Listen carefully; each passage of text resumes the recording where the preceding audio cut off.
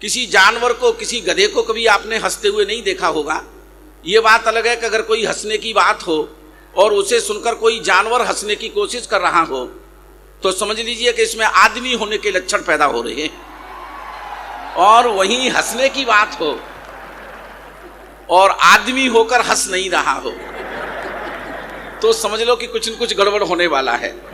तो बस आप थोड़ा सा हंसेंगे, खिलखिलाएंगे तो मुझे अच्छा लगेगा। हंसने के लिए हमें कहीं दूर जाने की जरूरत नहीं होती है। जैसा नदीम फर्रुख साहब ने आपको बताया कि मैं हिंदी डाइस का व्यक्ति हूं। सर फोटो खींच रहे हैं क्या मेरा? हाँ खींच लो।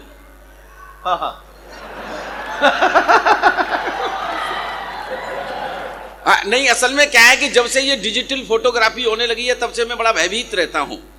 डिजिटल फोटोग्राफी में होता क्या है, कई बार ऊपर का हिस्सा किसी का और नीचे का किसी का। उदाहरण के लिए ऊपर लटूरी लट्ठ और नीचे आलिया भट्ट। हाँ, कपड़े उतारे वो और सत्यानाश हो जाए मेरा। हाँ, हंसने के लिए सर कहीं जाने की जरूरत नहीं होती है। आज हमने छोटे छोटे बच्चों के हाथ में एंड्रॉयड मोबाइल पकड़ा दिया है। जब से ये एंड्रॉयड मोबाइल हाथों में छोटे छोटे बच्चों के में आया, बच्चों की भाषा क्या होगी भाई साहब? मैं कुछ तंज आप तक पहुंचाने की कोशिश करता हूँ। भैया ये फोटोग्राफी कब तक करते रहोगे?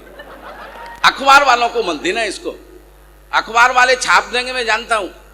हाँ, अखबार में फोटो छपे वैसे अच्छी बात होती है।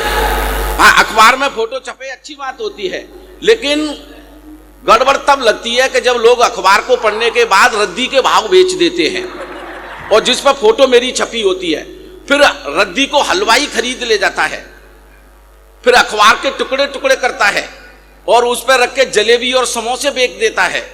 फिर जलेबी समोसे खाने वाला प्यार से जलेबी और समोसे तो खा लेता है, लेकिन अखबार के टुकड़े को सड़क पर फेंक देता है। फिर कोई कुत्ता आता है और उसे चाटता है तो फिर अच्छा नहीं लगता है। हाँ, तो मैं बड़ा सावधान रहता हूं उन फोटोग्राफरों से। हाँ, आप थोड़ा सा मुझसे जुड़ जाएंगे तो मैं आनंद की बरसात करने की कोशिश करूंगा आप लोगों के बीच में।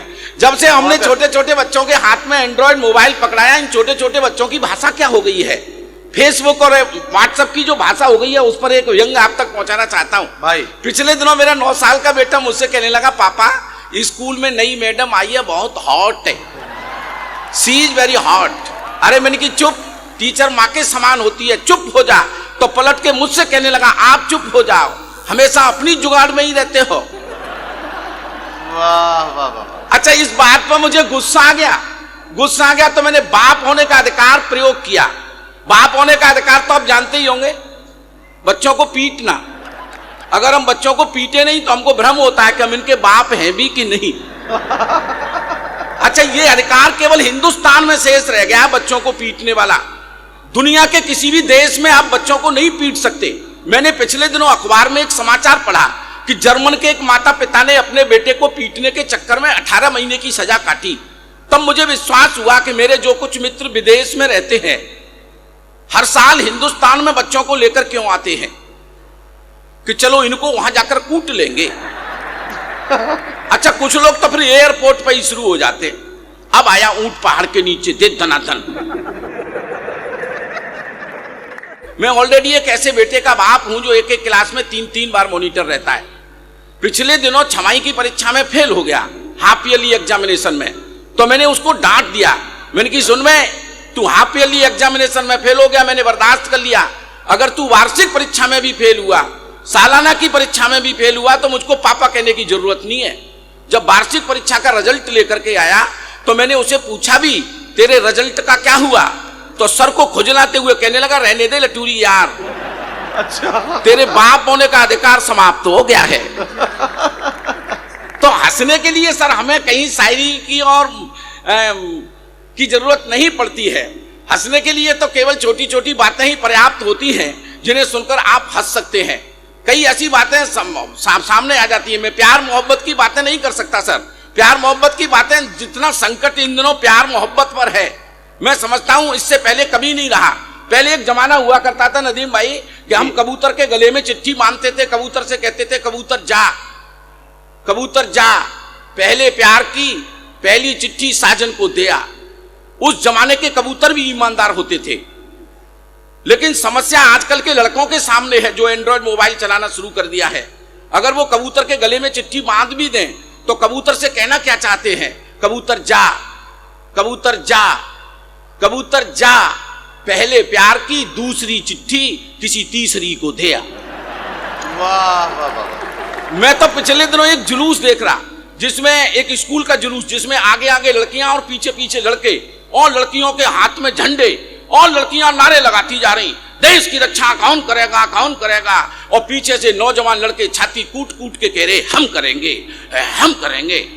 तो मैंने एक लड़के को बुलाया, मैंने कि तुझे पता है कि देश कहां है? तो बोला कि आगे आगे जाता रहा है। तो स्थितियां प्रेम मोहब्बत की जब ऐसी हो जाए, अच्छा प्रेम मोहब्बत हमारे बुजुर्ग लोग किया करते थे। ये बात मुझे पिछले दिनों पता चली, मेरे पड़ोस में एक बुढ़िया बीमार हो गई है। ठाका आप महसूस करना, थोड़ा सा माहौल बना देंगे तो मैं शुरू हो जाऊंगा।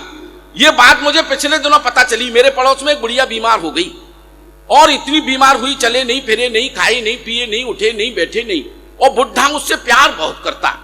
चारपाई के बगल में ही उसने कुर्सी डाली और बुढ़िया की नबज पकड़ के बैठा रहता, कैसे ठीक होगी।